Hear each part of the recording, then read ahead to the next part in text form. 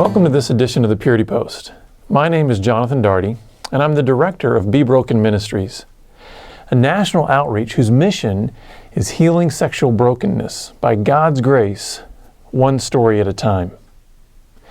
A question that comes up regularly in our ministry is this: is viewing pornography adultery? For some, this may seem like an easy question to answer, but the more you dig into it, the more complex it seems. It's important that we get some definitions in place to best understand the question. Pornography is defined as obscene writings, drawings, or photographs, especially those having little or no artistic merit, designed to stimulate sexual excitement. So, porn is media that's viewed for the express purpose of sexual arousal. Adultery is defined as voluntary sexual intercourse between a married person and someone other than his or her lawful spouse. So adultery involves physical sexual contact with another person who isn't one's spouse.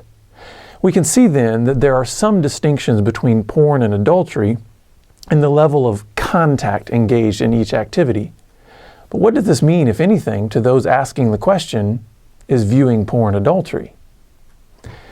Every person who has ever asked us if viewing porn is adultery has been wounded deeply by their spouse because they are viewing porn. Typically, it's a wife asking the question. She's discovered her husband's secret habit of viewing porn, and this discovery wounds her to the core.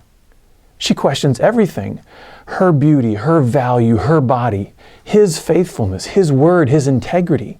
She feels betrayed by him, like he's chosen the glossy image of an airbrushed porn model over her real presence in his life. Porn hurts.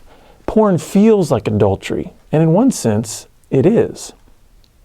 Viewing porn and committing adultery are both acts of betrayal against a spouse. They are one spouse choosing to direct their sexual thoughts and desires towards something or someone to whom they aren't married.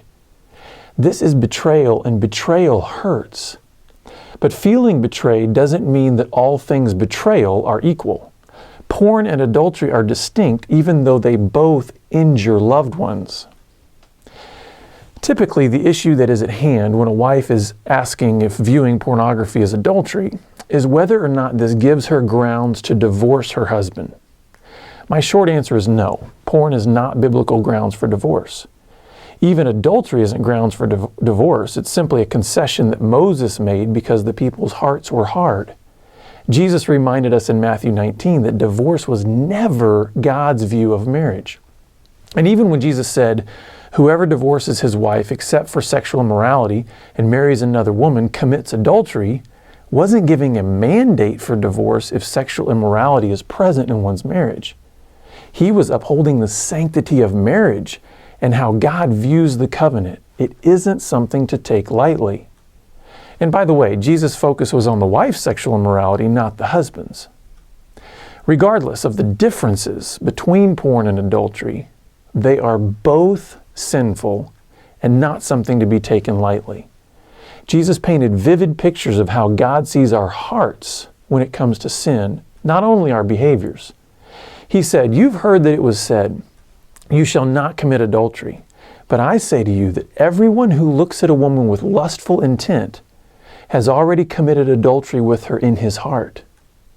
He wasn't saying lustful thoughts are identical to adultery, but that the heart behind them is.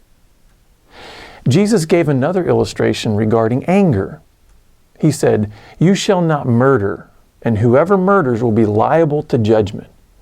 But I say to you that everyone who is angry with his brother will be liable to judgment."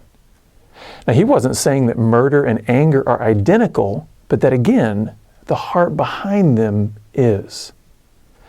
The bottom line when it comes to porn or adultery is that it is a heart issue.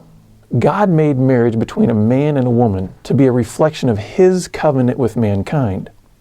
God makes promises and He never breaks His word.